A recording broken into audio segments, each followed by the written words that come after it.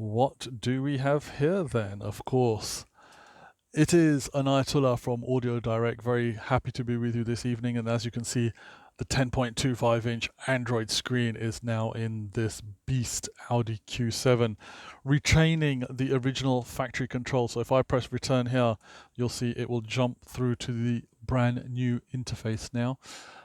Scroll into apps, sign into the App Store, and you've got lots of ability to download your favorite apps there, just as you would on your phone or on your laptop.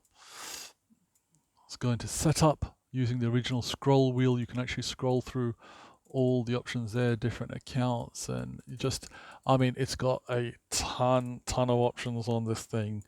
As well as that, of course, you have your phone link for your phone book and Bluetooth for your audio and music streaming as well, and the Navi. Look at this. I'm going to select it. Look how quickly this thing's going to load.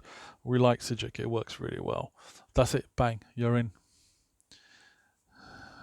5 stars. Do we do it? Let's do it later.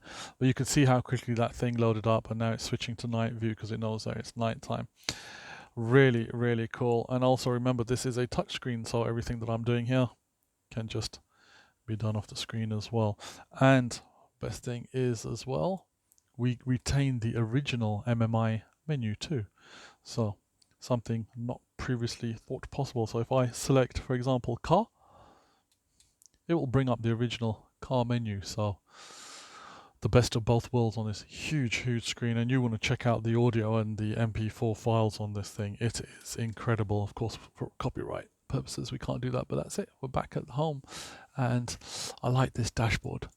I really do, actually, because, example, when you give gas, you'll see this thing will just rev up as well. Really cool. So, Ayatollah from Audio Direct, hopefully on way to drop this off and make someone else very, very happy.